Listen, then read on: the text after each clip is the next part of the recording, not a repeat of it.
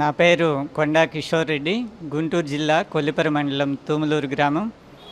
నేను గత 7 సంవత్సరాల నుంచి ప్రకృతి వ్యవసాయం చేస్తున్నాను. గో ఆధారిత ఉత్పత్తిదారుల సంఘం రాష్ట్ర కార్యదర్శిగా కూడా ఉన్నాను.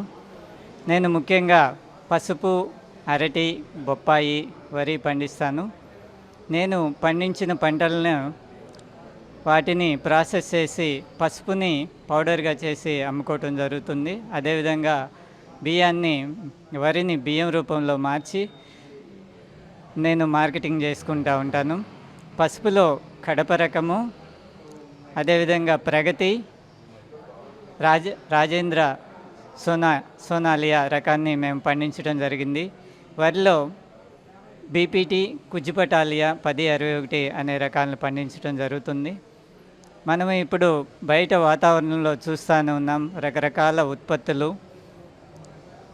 అవి పక్వానికి రాకుండానే మనకి పండ్లు కానీ కూరగాయలు కానీ వాటిని విష రసాయనాలతో మన ముందుకి తీసుకువస్తున్నారు.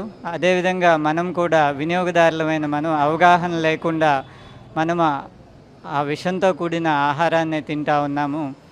దీనికి ప్రత్యామ్నాయంగా మనము ఆరోగ్య సమస్యల్ని దూరం చేసుకోవటానికి ప్రకృతి వ్యవసాయంలో లేదా సేంద్రీయ వ్యవసాయంలో పండించిన ఉత్పత్తుల్ని ఉపయోగించడం చాలా అవసరం ఉంది. మనం పూర్వీకులు చేసిన వ్యవసాయంలో ఒక పంటని బాగా దిగుబడి వచ్చిన పంటని రెండోసారిగా ఆ పంటకి సంబంధించి అవశేషాలని దాంట్లో కలిగి ఉండటము, అదేవిధంగా మనకి ఇవి ఉన్నాయి జీవ ఎరువుల్ని ఉపయోగించుకోవటం, అదేవిధంగా పచ్చి రొట్టెల్ని ఎరువుల్ని వేయటం మనం జరుగుతూ ఉంటుంది. అంటే ఒక పంట దిగుబడి తీసుకున్న తర్వాత ఆ నెలలోని సారం పెంచడానికి రెండోసారి మనము దిగుబడి పెంచే విధంగా మనము ఇంకొక పైరుని వేస్తూ ఉంటాం. అదేవిధంగా పచ్చి రొట్టె ఎరువులను కూడా వేస్తూ ఉంటాము.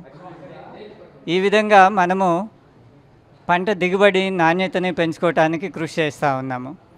ఇప్పుడు ఉన్న ఈ కాంపిటీషన్ వ్యవసాయంలో ఎక్కువ దిగుబడి సాధించిన రైతే ముందుకి వెళ్తున్నాడు అని చెప్పుకోవటానికి మన దగ్గర ఆధారాలు ఏమి లేవు. ఎందుకంటే అతనికి ఖర్చు ఎక్కువ అవుతుంది, దిగుబడి పెరిగినా కూడా ఆదాయంలో తక్కువ వస్తూ ఉంది. కానీ ఈ వ్యవసాయంలో పెట్టుబడి తక్కువ, దిగుబడి ఎక్కువ రావటం జరుగుతుంది. అదేవిధంగా మన మానవాళికి, పర్యావరణానికి సేవ చేస్తున్నాం. అదేవిధంగా నాణ్యమైనటువంటి ఉత్పత్తుల్ని అందిస్తూ ఉన్నాం. మనం పసుపు పంట వచ్చేసరికి కురుకుమిన్ వెరైటీని ఎక్కువగా ఇప్పుడు ఇష్టపడుతూ ఉన్నారు. క్యాన్సర్ ప్రివెంటివ్గా, అదేవిధంగా వైద్య విధానంలో కూడా ఈ పసుపు పంటని ఉపయోగిస్తూ ఉన్నాం. మరి ఒకే పంటను వేయకుండా ఈ ప్రకృతి వ్యవసాయంలో అంతర పంటలు, బహుళ పంటలు, అదేవిధంగా సరిహద్దు పంటలు అని 3 రకాలుగా వేసుకుంటాం. ఈ అంతర పంటల్లో మనకేంటంటే ఒక పైరుకి సంబంధించినటువంటి